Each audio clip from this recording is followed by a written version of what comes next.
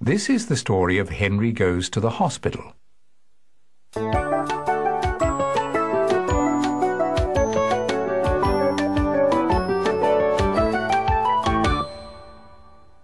Henry the Green Engine is always happy when his passengers come and say hello to him. But on this particular morning on the island of Sodor, he had no one to talk to except the station cats. "Hello, Puss," said Henry with a smile. "Meow," replied the cat, ignoring Henry. Then Henry saw his driver chatting with a passenger he hadn't seen before. She was a nurse. Henry was worried. He used to be ill a lot and didn't like hospitals. "Why do I need a nurse?"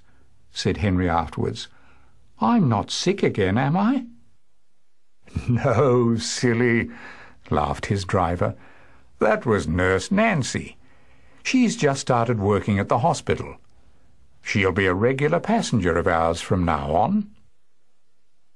Henry soon became friends with Nurse Nancy and looked out for her every day. He liked her. She always said hello to him, and Henry always gave her a friendly toot-toot back. And if ever Henry was feeling a little under the weather, Nurse Nancy would get out her stethoscope and listen to Henry's boiler. "Fit as a fiddle," she always said, and gave Henry a pat. That made Henry feel much better.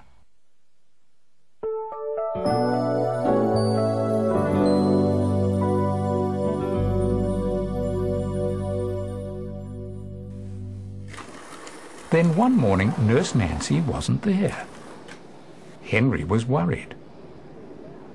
"Have you seen Nurse Nancy?" the driver asked the guard. "Not today," said the guard. "I'll ask the ticket collector." "Have you seen Nurse Nancy?" the guard asked. "Not since yesterday," said the ticket collector. And the greengrocer, who was collecting some tomatoes, hadn't seen her either. It was getting late, and the other passengers were getting impatient. So the guard blew his whistle and waved his green flag. The train went without Nurse Nancy.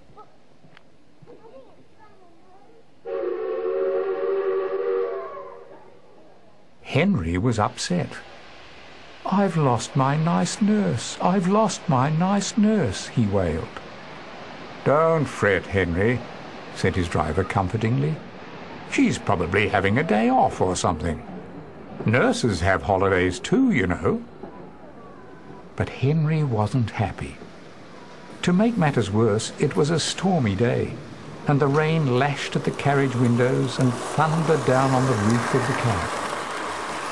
Henry travelled slowly and carefully down the line. He had never liked the rain.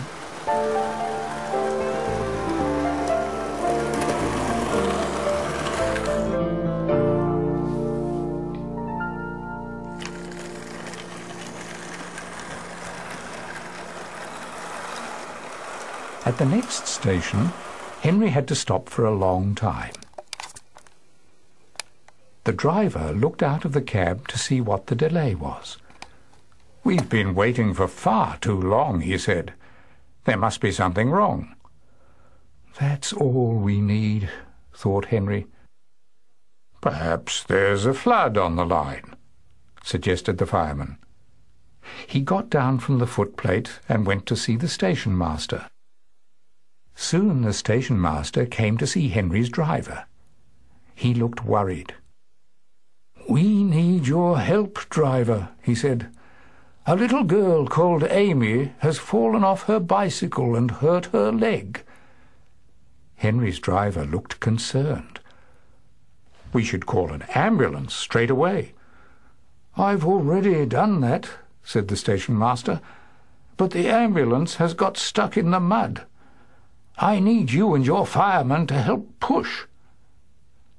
Henry's driver thought for a moment. Then a smile came across his face. "I know," he said. "I've got a much better idea." "What is it?" asked the station master, intrigued. Henry's train stops at the station near the hospital. Why not let Henry be the ambulance instead?" "That is a good idea," said the station master, and he went off to tell the ambulance driver.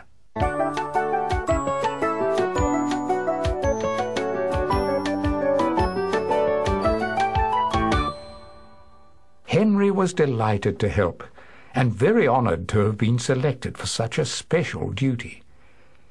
"If only Nurse Nancy was here to see me being an ambulance too," he thought to himself excitedly. Henry didn't know that his wish was about to come true. Soon 2 ambulance men appeared carrying a little girl on a stretcher, and there, walking by her side, was Nurse Nancy. "Hello, Henry. This is Amy," said the nurse, comforting the little girl on the stretcher. Poor Amy didn't look very well at all, so Henry whistled a gentle toot-toot to cheer her up. Amy managed a little smile. Nurse Nancy smiled as well.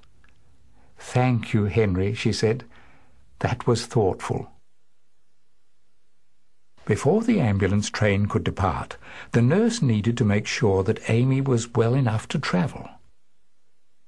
First, she checked Amy's injured leg to make sure that it was strapped up firmly, but not too tightly. Then she listened to Amy's breathing with a stethoscope. Finally, she timed Amy's pulse. It was a little faster than normal.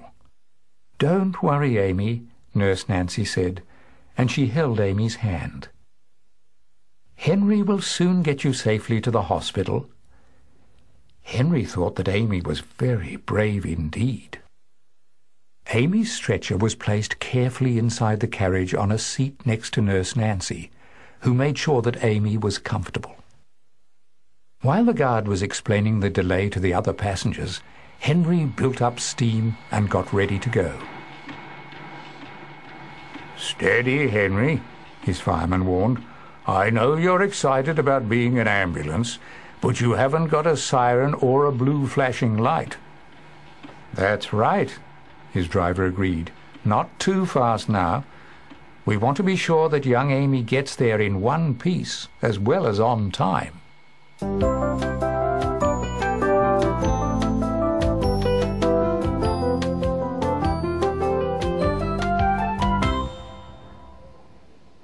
At last everything was ready. The guard blew his whistle and waved his green flag.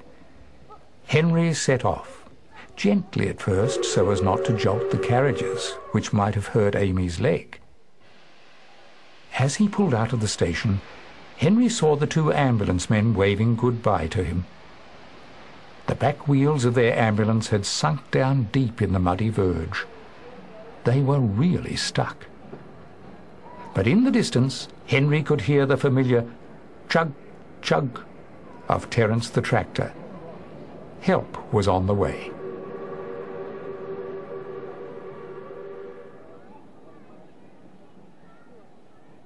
Henry made steady progress along the line. He kept up a good speed on the straight parts of the line, but was careful to slow down and take extra care at curves and level crossings.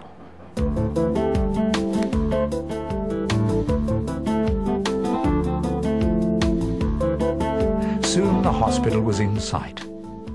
Henry's driver shut off steam, and Henry crept into the station and gently braked to a halt with hardly a sound. By the platform, another ambulance was waiting to take Amy the short distance to hospital. "Well done, heroic Henry," said Nurse Nancy. "You were a splendid ambulance. I don't know what we would have done without you." Henry turned slightly red and gushed a little steam in embarrassment. No one had ever called him heroic before.